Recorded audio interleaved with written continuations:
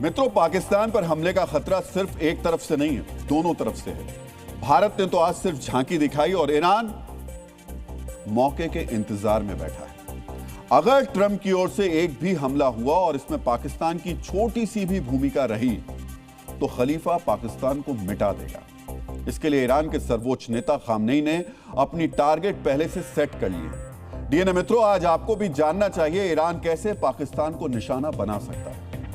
Iran की सबसे powerful paramilitary force यानी फराजा के अधिकारी ने एक बहुत ही बड़ा खुलासा किया, जिसके मुताबिक ईरान सबसे पहले पाकिस्तान के समनगली एयरबेस पर बड़ा हमला कर सकता है। समनगली एयरबेस पाकिस्तान के अशांत प्रांत बलूचिस्तान में मौजूद है। ईरान ये हमला क्यों पाकिस्तान को कैसे तोड़ देगा, हम इसका भी विश्लेषण करेंगे। लेकिन पहले आप समझिए समनगली एयरबेस की तरफ ईरान की मिसाइल्स का मुंह क्यों मुड़ा है।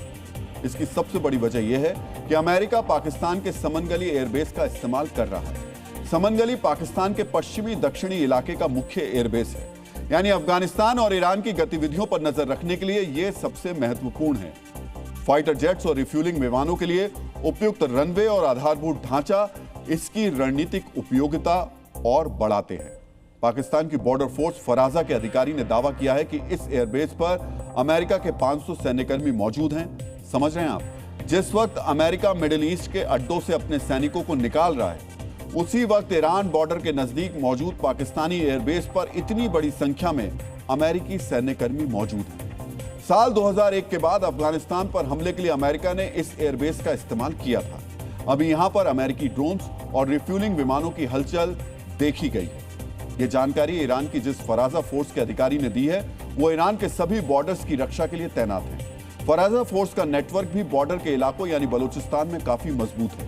इसीलिए ईरान की इस फोर्स के अधिकारी की बात को पाकिस्तान भी हल्के में नहीं ले रहा। यही वजह है इस्लामाबाद भी अपना टॉप सीक्रेट लीक होने के बाद टेंशन में है। आज आपको यह भी समझना चाहिए अमेरिका ने यहां से ईरान पर हमले का प्लान क्यों बनाया, और ईरान ने अगर पहले हमला कर दिया तो अमेरिका और पाकिस्तान को कितना बड़ा नुकसान हो सकता है। पाकिस्तान के समनगली एयरबेस से तेहरान की दूरी लगभग 1350 किलोमीटर है। अमेरिका के निशाने पर तेहरान में मौजूद ईरान के हाई वैल्यू टारगेट हैं, यानी ईरान की लीडरशिप और सैन्य और परमाणु प्रोग्राम चलाने वाले वैज्ञानिकों को इसी एयरबेस से हमला करके निशाना बनाया जा सकता है। हालांकि इतनी लंबी दूरी तक हमला करने के लिए फाइटर जेट्स की रिफ्यूलिंग की जरूरत भी पड़ेगी, और अमेरिका पिछले कुछ दिनों से लगातार इसकी प्रैक्टिस भी कर रहा है। हमने आपको डीएनए के 12 जनवरी के संस्करण में बताया था, अमेरिका के हवाई ईंधन भरने वाला सैन्य विमान KC-135R लगातार ईरान के बॉर्डर के चक्कर काट रहा है, यानी अमेरिका के स्टेल्थ F-35 और F-22 फाइटर जेट्स की रिफ्यूलिंग की प्रैक्टिस कर रहा है। इसलिए पाकिस्तान का यह एयरबेस ईरान के लिए सबसे बड़ा खतरा है, और यही कारण है ईरान इसे सबसे पहले निशाना बनाएगा। आज आपको ईरान की उन मिसाइल्स के बारे में भी जानना चाहिए जिनसे पाकिस्तान को इस वक्त सबसे ज्यादा डर लग रहा है। हमने आपको इससे पहले बताया कि पाकिस्तान के समनगली एयरबेस से तेहरान की दूरी 1350 किलोमीटर है, और ईरान के पास 2000 किलोमीटर से भी ज्यादा रेंज वाली मिसाइल्स मौजूद हैं। मतलब ईरान चाहे तो राजधानी तेहरान से भी मिसाइल्स लॉन्च करके पाकिस्तान के इस एयरबेस को निशाना बना सकता है। यहां पर मौजूद अमेरिकी विमानों को नष्ट कर सकता है, जबकि बॉर्डर के और पास जाकर ईरान की कम रेंज की मिसाइल्स भी इस एयरबेस पर धमाका कर सकती हैं। तो ईरान के पास इस वक्त 6 ऐसी मिसाइल्स हैं जो अमेरिकी सैनिकों और विमानों की मौजूदगी वाले पाकिस्तानी एयरबेस और सैन्य ठिकानों पर हमला कर सकती हैं। आज आपको इनकी रेंज और ताकत के बारे में भी पता होना चाहिए। ईरान की शहाब-3 मिसाइल की रेंज लगभग 1300 से 2000 किलोमीटर है। यह ईरान की शुरुआती मीडियम रेंज बैलिस्टिक मिसाइल है, जिसका इस्तेमाल इजराइल के खिलाफ युद्ध के दौरान भी सफलतापूर्वक किया गया था। ईरान की इमाद मिसाइल की रेंज लगभग 1500 किलोमीटर है। यह शहाब-3 का उन्नत संस्करण है, जिसे अधिक सटीक और आधुनिक माना जाता है। ईरान की गद्र-1 भी पाकिस्तान में गदर मचा सकती है। इसकी रेंज 1600 से 2000 किलोमीटर है। पाकिस्तान के लिए ईरान की सिजिल-1 मिसाइल भी बुरा सपना साबित हो सकती है, क्योंकि इसकी रेंज 2000 से 2500 किलोमीटर तक है।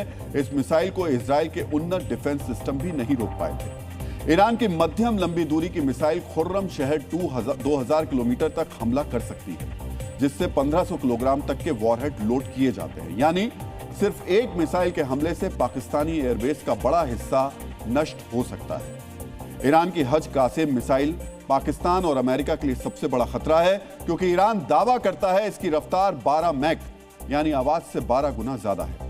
यानी ये मिसाइल हाइपरसोनिक है। ईरान ने इस मिसाइल को अमेरिका के ड्रोन हमलों में मारे गए कमांडर कासिम सुलेमानी का नाम दिया है। आज हमने आपको ईरान की मिसाइल पावर की जानकारी इसलिए भी दी क्योंकि ये मिसाइलें सिर्फ पाकिस्तान के समनगली एयरबेस को निशाना नहीं बना सकती, बल्कि इनकी रेंज पाकिस्तान के बलूचिस्तान में मौजूद शम्सी एयरफील्ड, कराची के मसरूर और फैजल एयरबेस को भी निशाना बनाने के लिए काफी है। इसके अलावा पाकिस्तान के पंजाब में मौजूद रफीकी, मुरीद और नूर खान एयरबेस को भी ईरानी मिसाइलें तबाह कर सकती हैं, क्योंकि इन सभी की दूरी तेहरान से 1300 से 2000 किलोमीटर के बीच की है। समझ रहे हैं आप? अमेरिका के राष्ट्रपति ट्रंप को खुश करने के लिए मुनीर ने पाकिस्तान को कितनी बड़ी मुसीबत में डाल दिया है।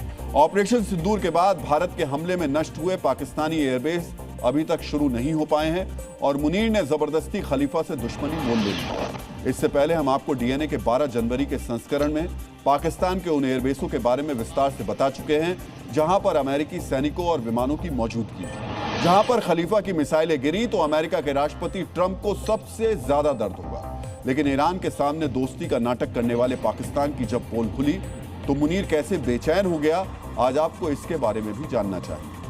पाकिस्तान ने ईरान से बार बार कहा है वो अपनी जमीन का इस्तेमाल ईरान पर हमले के लिए नहीं होने देगा, लेकिन जैसे ही ईरान की फोर्स ने पाकिस्तान के डबल क्रॉस की योजना का खुलासा किया, मुनीर ने घबराकर ईरान के बॉर्डर पर सेना की तैनाती शुरू कर दी। आज बड़ी संख्या में पाकिस्तानी सैनिक, सैन्य वाहन और आर्टिलरी को ईरान की बॉर्डर की तरफ जाते देखा गया है। पाकिस्तान और ईरान के बॉर्डर को आज से पहले दोनों देशों ने शांति प्रिय माना, कभी फौज की तैनाती नहीं की और ईरान पर हमले की अमेरिकी तैयारी के बीच अगर मुनीर भी ईरान बॉर्डर पर अपनी सेना इकट्ठी कर रहा है तो उसके डर को समझा जा सकता है। मतलब साफ है, अब पाकिस्तान को इस बात का डर सता रहा है, अगर पाकिस्तान की जमीन से अमेरिकी फाइटर्स जेट उड़कर ईरान पर बम बरसाने लगे तो ईरान अमेरिका का गुस्सा भी पाकिस्तान पर उतारेगा। ट्रंप भी इसीलिए अपने मिडिल ईस्ट के महत्वपूर्ण सहयोगियों को बचाने के लिए वहां से अमेरिकी सैनिकों को निकालना शुरू कर चुके हैं और पाकिस्तान के रास्ते अटैक करके ईरान को पाकिस्तान में मिसाइल फेंकने का मौका दे रहे हैं। यानी मुनीर को फंसा दिया है, क्योंकि ईरान पर पाकिस्तान की जमीन से हमला हुआ तो पाकिस्तान में बगावत भी हो सकती है। बगावत इसलिए हो सकती है क्योंकि मुनीर एक मुस्लिम देश के खिलाफ अमेरिका और इजराइल की मदद करने जा रहा है। वैसे ईरान के हमले से डर सिर्फ पाकिस्तान को ही नहीं लग रहा है। ईरान ने इजराइल के अलावा सऊदी अरब, कतर, तुर्की जैसे बड़े मुस्लिम देशों को भी अल्टीमेटम दे दिया है। अगर अमेरिका को हमले के लिए अपना बेस दिया तो ईरान सीधा हमला करेगा। हमने आपको इससे पहले बताया था, ईरान की हमले वाली धमकी के बाद इजराइल ने laser air defence system iron beam की तैनाती की थी। आज इजराइल की राजधानी तेल अवीव में आयरन डोम्स को भी एक्टिवेट कर दिया गया। इसके अलावा कतर ने खुद घोषणा की है उसके देश से अमेरिकी सैनिक बाहर जा रहे हैं। आज सऊदी अरब का बयान भी आ गया, वो भी अमेरिका को ईरान पर हमले के लिए ना तो अपनी जमीन देगा ना ही एयर स्पेस का इस्तेमाल करने देगा। लेकिन इस सब के बीच पाकिस्तान ने अपने लिए मुसीबत मोल ले ली।